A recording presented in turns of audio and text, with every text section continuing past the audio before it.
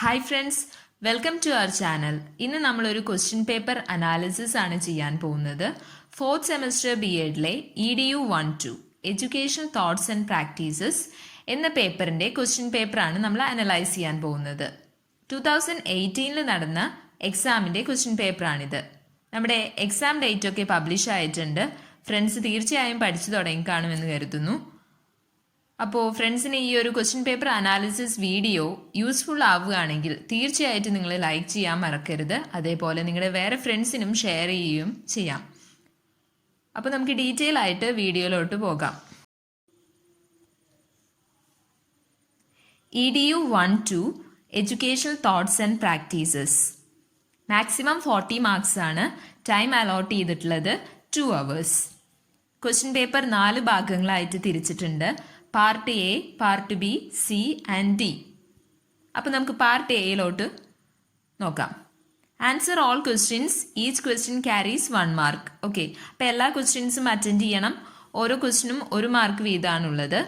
ആദ്യത്തെ question, what you mean by social stratification? Stratification എന്ന വാക്കിൻ്റെ മീനിങ് നമുക്കറിയാം അല്ലേ? എന്താണ്? Classification of something into different layers in a particular group.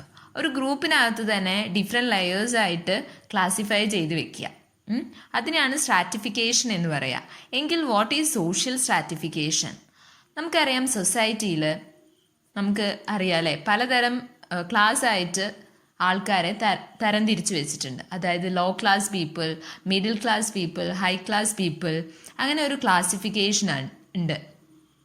And this classification is completely based on power and wealth അല്ലേ? പവറിൻ്റെയും വെൽത്തിൻ്റെയും ബേസിസിലാണ് ഇങ്ങനെ classify ചെയ്ത് വെച്ചിട്ടുണ്ട്. ഇങ്ങനെ ഒരു ഹൈറാർക്കിക്കൽ ഓർഡറിൽ ആൾക്കാരെ തരംതിരിച്ച് വെച്ചിട്ടുണ്ട്. അതായത് high class, low class, middle class എന്നൊക്കെ ക്ലാസിഫൈ ചെയ്തിട്ടുണ്ട്. അപ്പോൾ ഇത്തരം ഹൈറാർക്കിക്കൽ അറേഞ്ച്മെൻറ്റിനെയാണ് സോഷ്യൽ സ്ട്രാറ്റിഫിക്കേഷൻ എന്ന് വിളിക്കുന്നത്. ക്ലിയർ അല്ലേ? രണ്ടാമത്തെ question, name the famous book authored by Paulo Freire. അപ്പോൾ അദ്ദേഹത്തിൻ്റെ ഒരു ഫേമസ് ബുക്കാണ് ചോദിച്ചിട്ടുള്ളത്. പെഡഗോഗി ഓഫ് ദി ഒപ്രസ്ഡ് ആണ് അദ്ദേഹത്തിൻ്റെ ഏറ്റവും ഫേമസ് ആയിട്ടുള്ള ബുക്ക്. പൗലോ ഫ്രേറിയുടെ book pedagogy of the oppressed. Third question ആണ്, what is negative education? Jean Jacques റൂസോയിൻ്റെ അദ്ദേഹത്തിൻ്റെ കാര്യം പറയുമ്പോൾ വരുന്ന ഒരു ഭാഗമാണ് ഈ നെഗറ്റീവ് എഡ്യൂക്കേഷൻ എന്ന് പറയുന്നത്. അതായത് അദ്ദേഹം എഡ്യൂക്കേഷനെ 2 ടൈപ്സ് ആയിട്ട് ഡിവൈഡ് ചെയ്ത് വെച്ചിട്ടുണ്ട്. Positive education and negative education. So negative എഡ്യൂക്കേഷൻ്റെ പ്രത്യേകതയാണ് ഇവിടെ ചോദിച്ചിട്ടുള്ളത്. What is negative education? അപ്പോൾ നമ്മൾ യൂഷ്വലി നമ്മുടെ ഒരു ട്രഡീഷണൽ സിസ്റ്റം ഓഫ് എഡ്യൂക്കേഷൻ നോക്കിക്കഴിഞ്ഞാൽ അറിയാം, അവിടെ സ്റ്റുഡൻസിനെ ആദ്യമേ തന്നെ നമ്മൾ മോറൽ വാല്യൂസ് അവർക്ക് പറഞ്ഞു കൊടുക്കും. ഇന്ന കാര്യങ്ങളൊക്കെ ചെയ്യണം, മറ്റേത് ചെയ്യരുത് എന്ന അങ്ങനെ ഒരു തരംതിരിവ് അവർക്ക് ഓൾറെഡി പറഞ്ഞു കൊടുക്കും. അതായത് മോറൽ വാല്യൂസ് അവരിലേക്ക് ഇമ്പോസ് ചെയ്ത് വെക്കുകയാണ്. പക്ഷേ നെഗറ്റീവ് എഡ്യൂക്കേഷൻ എന്ന് പറയുന്നത് അവിടെ സ്റ്റുഡൻസ് ആർ ഫ്രീ. അവർക്ക് ഇഷ്ടമുള്ള കാര്യങ്ങളൊക്കെ അങ്ങനെ ചെയ്തിട്ട് അവർ ഏതാണ് ശരിയെന്ന് കണ്ടുപിടിക്കുകയാണ് ചെയ്യുന്നത്. നെഗറ്റീവ് എഡ്യൂക്കേഷനിൽ സ്റ്റുഡൻസിന് ഫ്രീഡം ഉണ്ട്. അവരുടെ സെൻസ് ഓർഗൻസിലൂടെ ഓരോ കാര്യങ്ങൾ കണ്ടും കേട്ടും ഒക്കെ അറിഞ്ഞ് എന്താണ് നല്ലത് എന്ന് അവർ തന്നെ സ്വയം തിരിച്ചറിയുന്നതിനെയാണ് നെഗറ്റീവ് എഡ്യൂക്കേഷൻ്റെ ഒരു പ്രത്യേകതയായിട്ട് പറയുന്നത്. ഇപ്പോൾ 1 മാർക്ക് ആയതുകൊണ്ട് 1 മാർക്കിനനുസരിച്ച് മെൻഷൻ ചെയ്താൽ മതി. ഇനി 4th ക്വസ്റ്റ്യൻ ആണ്, what was Aurobindo's concept as a teacher? ഒരു ടീച്ചർ എന്ന് പറയുമ്പോൾ അരബിന്ദോയുടെ കൺസെപ്റ്റ് എന്താണെന്നാണ് ചോദിച്ചിട്ടുള്ളത്. അപ്പോൾ അദ്ദേഹം പറയുന്നത്, ടീച്ചർ എന്ന് പറയുന്നത് ഒരു ഇൻസ്ട്രക്ടർ അല്ലെങ്കിൽ ഒരു ഇൻസ്ട്രക്ടർ എന്നുള്ളൊരു നിലയ്ക്കല്ല ഉണ്ടാവേണ്ടത്. Teacher should be A guide and A helper എന്നാണ് പറയുന്നത്. ഓക്കെ, ഒരു ഗൈഡായിട്ടും ഒരു ഹെൽപ്പറായിട്ടുമാണ് ടീച്ചർ നിൽക്കേണ്ടത്. ഒരിക്കലും ഒരു സ്റ്റുഡൻറ്റിൻ്റെ മേലേക്ക് നോളേജ് ഇമ്പാർട്ട് ചെയ്യുകയോ ഇമ്പോസ് ചെയ്യുകയല്ല ടീച്ചർ ചെയ്യേണ്ടത്. പകരം എങ്ങനെയാണ് നോളേജ് അക്വയർ ചെയ്യേണ്ടത്, that is how to acquire knowledge എന്നുള്ള മാർഗങ്ങളാണ് ടീച്ചർ ഒരു സ്റ്റുഡൻറ്റിന് പറഞ്ഞു കൊടുക്കേണ്ടത്. ഓക്കെ, അതാണ് അരബിന്ദോയുടെ concept as a teacher. Next one, fifth question.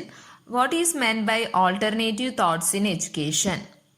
നമ്മുടെ ടെക്സ്റ്റിൽ ചാപ്റ്റർ 3 ഓൾട്ടർനേറ്റീവ് തോട്ട്സ് എന്ന് പറയുന്നുണ്ട്. അപ്പോൾ ഓൾട്ടർനേറ്റീവ് തോട്ട്സ് എന്ന് പറയുമ്പോൾ നമ്മുടെ ട്രഡീഷണൽ സിസ്റ്റം ഓഫ് എഡ്യൂക്കേഷനിൽ നിന്ന് മാറി ചിന്തിച്ചുകൊണ്ട് പലതരത്തിലുള്ള എഡ്യൂക്കേഷണൽ സിസ്റ്റംസ് വന്നല്ലോ, എഡ്യൂക്കേഷണൽ തോട്ട്സ് വന്നല്ലോ, അതിനെയാണ് ചോദിച്ചിട്ടുള്ളത് ഓൾട്ടർനേറ്റീവ് തോട്ട്സ് ഇൻ എഡ്യൂക്കേഷൻ. ആ ഭാഗത്ത് ഇവാൻ ഇലിച്ചിൻ്റെ ഡീ സ്കൂളിംഗ് സിസ്റ്റം, അങ്ങനെയുള്ള ഡീ സ്കൂളിംഗ് സൊസൈറ്റി, അങ്ങനെയുള്ള കാര്യങ്ങളൊക്കെ മെൻഷൻ ചെയ്യണം. അതായത് നമ്മുടെ ട്രഡീഷണൽ സ്കൂളിംഗ് സിസ്റ്റത്തിൽ നിന്ന് മാറിയിട്ടുള്ള കുറച്ച് ചിന്താഗതികൾ ഉണ്ടല്ലോ, അതൊക്കെയാണ് അവിടെ മെൻഷൻ ചെയ്യേണ്ടത്. Sixth question, write any important measures adopted by the authority for providing equality of educational opportunities. അതായത് ഗവൺമെൻറ് എന്തൊക്കെ തരം മെഷേഴ്സ് ആണ് അഡോപ്റ്റ് ചെയ്തിട്ടുള്ളത് equality of educational opportunities practice ചെയ്യാൻ വേണ്ടിയിട്ട് എന്തൊക്കെ മെഷേഴ്സ് ആണ് അഡോപ്റ്റ് ചെയ്തിട്ടുള്ളതെന്ന്. അതിപ്പോൾ നമുക്ക് ഒരുപാട് കാര്യങ്ങൾ പറയാൻ സാധിക്കും, പക്ഷെ 1 മാർക്കാണെന്ന് ശ്രദ്ധിക്കുക. അതുകൊണ്ട് അതിനനുസരിച്ച് മെൻഷൻ ചെയ്താൽ മതി. നെക്സ്റ്റ് വൺ പാർട്ട് ബി ആണ്. ആൻസർ ഓൾ ക്വസ്റ്റ്യൻസ് ആണ്. Each question carries 2 marks. അപ്പോൾ 7th ക്വസ്റ്റ്യൻ നോക്കൂ. Write the educational contributions of Rabindranath Tagore. ടാഗോറിന്റെ എഡ്യൂക്കേഷണൽ കോൺട്രിബ്യൂഷൻസിനെ കുറിച്ചാണ് ചോദിച്ചിട്ടുള്ളത്. അപ്പോൾ 2 മാർക്കാണ്. അപ്പോൾ നമ്മൾ അവിടെ മെൻഷൻ ചെയ്യേണ്ടത് അദ്ദേഹത്തിൻ്റെ ഐഡിയൽസ് ആയിരുന്നു. എഡ്യൂക്കേഷനിൽ അദ്ദേഹത്തിന് ഉണ്ടായിരുന്ന ഐഡിയൽസ് എന്തൊക്കെയാണെന്ന്. അവിടെ ഇമ്പോർട്ടൻ്റ് ആയിട്ട് മെൻഷൻ ചെയ്യേണ്ട കുറച്ച് പോയിന്റ്സ് ആണ്. ശാന്തിനികേതൻ, വിശ്വഭാരതി, അദ്ദേഹത്തിൻ്റെ സ്കൂള് ശാന്തിനികേതൻ, അവിടെ അദ്ദേഹം ഫോളോ ചെയ്ത കരിക്കുലം എന്തൊക്കെയായിരുന്നു, കരിക്കുലത്തിൽ എന്തൊക്കെ ഇൻക്ലൂഡ് ചെയ്തിട്ടുണ്ടായിരുന്നു, അതൊക്കെ അവിടെ മെൻഷൻ ചെയ്യാം. പിന്നെ അദ്ദേഹം എങ്ങനെയാണ് കുട്ടികളെ എങ്ങനെയാണ് ട്രീറ്റ് ചെയ്യേണ്ടിയിരുന്നത്, അങ്ങനെയുള്ള കാര്യങ്ങളൊക്കെ മെൻഷൻ ചെയ്യാൻ പറ്റിയൊരു ക്വസ്റ്റ്യൻ ആണത്. പിന്നെ 8th question, write the differences between acculturation and enculturation. അപ്പോൾ ആ ഭാഗത്ത് നമുക്ക് മെൻഷൻ ചെയ്യാനായിട്ട് അക്കൾച്ചറേഷൻ എന്താണെന്നും അതേപോലെ എൻകൾച്ചറേഷൻ എന്താണെന്നുമാണ് മെൻഷൻ ചെയ്യേണ്ടത്.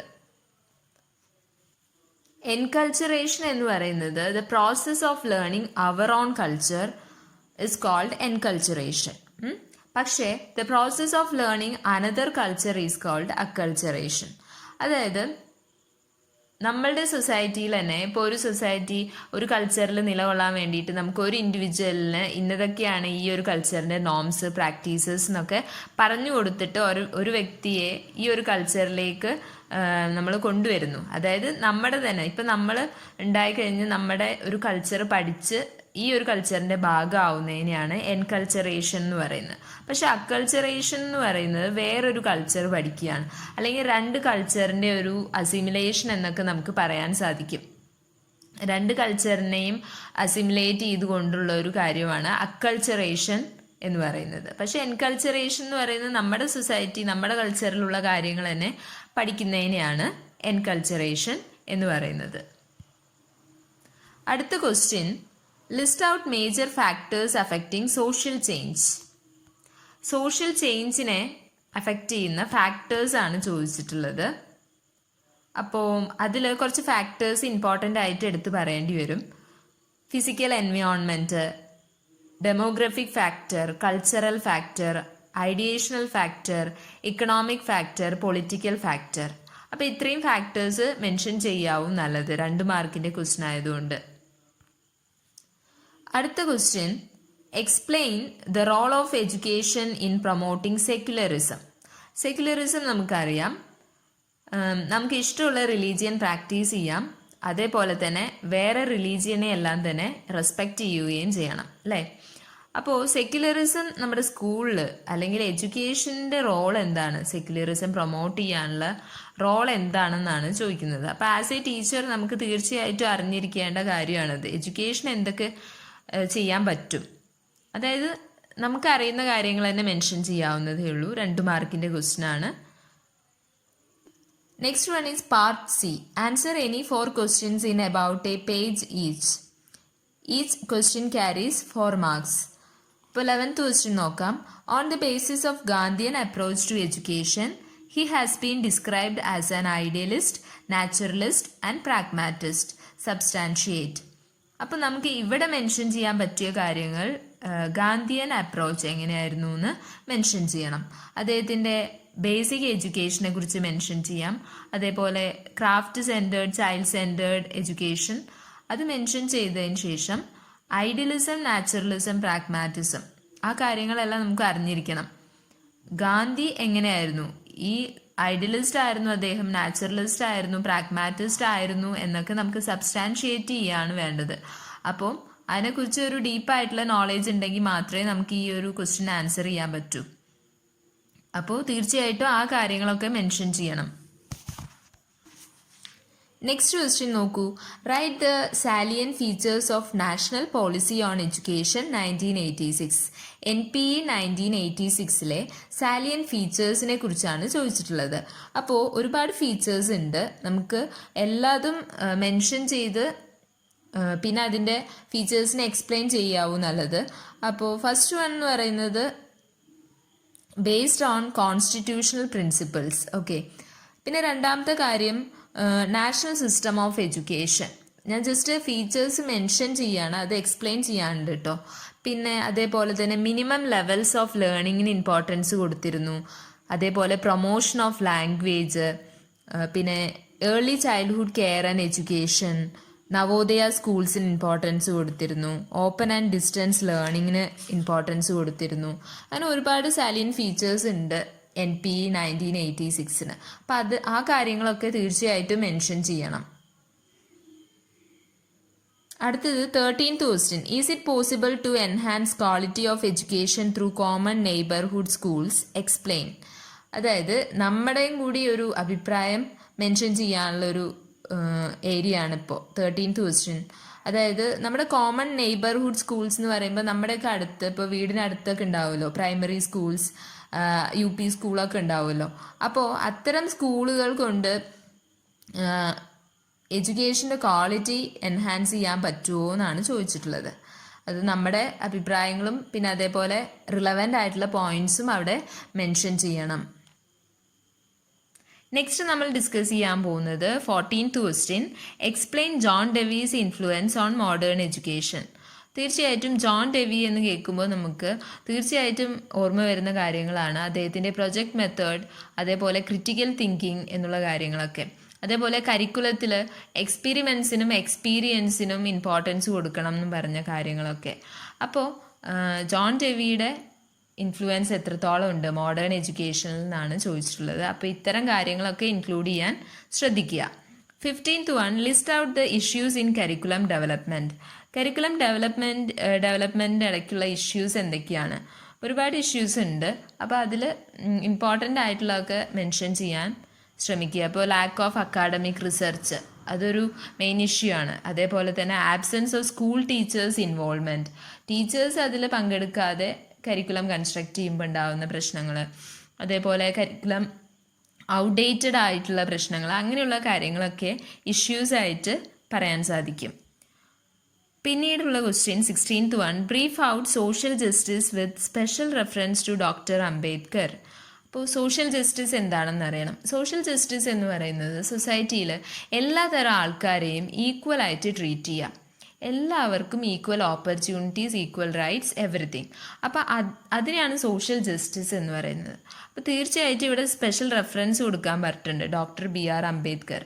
കാരണം അദ്ദേഹം ഒരുപാട് ഹാർഡ് വർക്ക് ചെയ്തിട്ടുണ്ട്.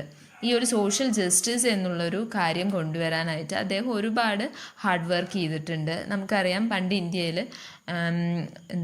അയിത്തം, തൊട്ടുകൂടായ്മ അങ്ങനെയുള്ള കാര്യങ്ങളൊക്കെ ഉണ്ടായിരുന്നു, കേരളത്തിലും ഒക്കെ ഉണ്ടായിരുന്നു. അപ്പോൾ ഈ അൺടച്ചബിലിറ്റി അബോളിഷ് ചെയ്യാൻ വേണ്ടിയിട്ട് ഒരുപാട് ഹാർഡ് വർക്ക് ചെയ്തിരുന്നു. അപ്പോൾ ആ ഒരു കാര്യങ്ങളൊക്കെയാണ് ഇവിടെ മെൻഷൻ ചെയ്യേണ്ടത്. ആർട്ടിക്കിൾ 17 പ്രകാരം അൺടച്ചബിലിറ്റി അബോളിഷ് ചെയ്തിട്ടുണ്ട്. അപ്പോൾ കാസ്റ്റ് സിസ്റ്റം എന്ന് പറയുമ്പോൾ അവിടെ തീർച്ചയായിട്ടും ലോ ക്ലാസ് പീപ്പിൾ എന്ന് പറഞ്ഞിട്ട് ഒരു ക്ലാസിഫിക്കേഷൻ വരികയും ലോ കാസ്റ്റ് ഉള്ളവരെ അവർക്ക് ഓപ്പർച്യൂണിറ്റി നിഷേധിക്കുകയും ചെയ്തൊരു കാര്യങ്ങളൊക്കെയാണ് അവിടെ മെൻഷൻ ചെയ്യേണ്ടത്. അപ്പോൾ ഡോക്ടർ BR അംബേദ്കറുടെ ഒരു ഡ്രീം തന്നെ പറയുന്നത് കാസ്റ്റ്ലെസ് സൊസൈറ്റിയാണ്. അപ്പോൾ അതൊക്കെ അവിടെ മെൻഷൻ ചെയ്യാൻ സാധിക്കും. പാർട്ട് D നോക്കാം. Answer any one of the following. Question carries 10 marks. Okay, 17th one നോക്കൂ. ഒരു ക്വസ്റ്റ്യൻ അറ്റൻഡ് ചെയ്താൽ മതിയേ. Write a note on national values enshrined in the Constitution. As a teacher, what steps you will adopt to inculcate those values among students? അപ്പോൾ കോൺസ്റ്റിറ്റ്യൂഷനിൽ mention ചെയ്തിട്ടുള്ള national വാല്യൂസിനെ കുറിച്ച് mention ചെയ്യാണ്. അപ്പം നമുക്കറിയാം ഡെമോക്രസി, സോഷ്യലിസം, സെക്യുലറിസം, പിന്നെ equality, fraternity, nationalism, അങ്ങനെ ഒരുപാട് values ഉണ്ട് നമ്മുടെ കോൺസ്റ്റിറ്റ്യൂഷനിൽ. അപ്പോൾ അതിനെക്കുറിച്ചൊക്കെ എക്സ്പ്ലെയിൻ ചെയ്യുക. അതേപോലെ തന്നെ ആസ് എ ടീച്ചർ ഇതൊക്കെ സ്റ്റുഡൻസിൻ്റെ ഇടയിൽ എങ്ങനെ നമുക്ക് കൾട്ടിവേറ്റ് ചെയ്തെടുക്കാൻ പറ്റും എന്നുള്ള കാര്യം കൂടി മെൻഷൻ ചെയ്യാം. പിന്നെ 18th one, explain the philosophical and sociological basis of curriculum construction. Curriculum construct ചെയ്യുമ്പോൾ ഒരുപാട് കാര്യങ്ങൾ നമ്മൾ കൺസിഡർ ചെയ്യണം. അപ്പോൾ ഫിലോസഫിക്കൽ ആയിട്ട് എന്തൊക്കെയാണ്? ഫിലോസഫി എന്ന് പറഞ്ഞാൽ അവിടെ നമ്മൾ ഇമ്പോർട്ടൻസ് കൊടുക്കേണ്ടത് what is the aim of education. Okay, അപ്പോൾ കരിക്കുലം കൺസ്ട്രക്ട് ചെയ്യുമ്പോൾ എഡ്യൂക്കേഷൻ കൊണ്ട് എന്താണ് നമ്മൾ ഉദ്ദേശിക്കുന്നത്, അത്തരം കാര്യങ്ങൾക്കാണ് ഫിലോസഫി വൈസ് നമ്മൾ ഇമ്പോർട്ടൻസ് കൊടുക്കുക. ഓക്കെ, അപ്പോൾ ഫിലോസഫിക്കൽ തോട്ട്സ് ഒരുപാടുണ്ട്, നാച്ചുറലിസം, പ്രാഗ്മാറ്റിസം, അങ്ങനെയുള്ള കാര്യങ്ങളൊക്കെ. അപ്പോൾ അതൊക്കെ അവിടെ മെൻഷൻ ചെയ്യാൻ ശ്രദ്ധിക്കണം. പിന്നെ സോഷ്യോളജിക്കൽ ബേസിസ് എന്ന് പറയുമ്പോൾ സൊസൈറ്റിക്ക് എന്തൊക്കെ റിക്വയർമെൻറ്റ്സ് ആണ്, അതൊക്കെ എങ്ങനെ നമുക്ക് ഫുൾഫിൽ ചെയ്യാൻ പറ്റും.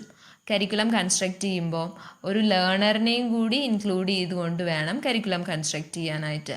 What the society requires and what the learner needs എന്നുള്ള കാര്യം മനസ്സിൽ വെച്ചിട്ടൊക്കെ ആയിരിക്കണം കരിക്കുലം കൺസ്ട്രക്ട് ചെയ്യേണ്ടത് എന്നുള്ളതാണ് പറയുന്നത്. അപ്പോൾ നമുക്ക് നല്ലോണം എക്സ്പ്ലെയിൻ ചെയ്ത് മെൻഷൻ ചെയ്യാൻ പറ്റിയ 2 ക്വസ്റ്റ്യൻസ് ആണ് 10 മാർക്സിന് വന്നിട്ടുള്ളത്. അപ്പോൾ ഏതെങ്കിലും ഒരെണ്ണം അറ്റൻഡ് ചെയ്യുക. Okay, thank you.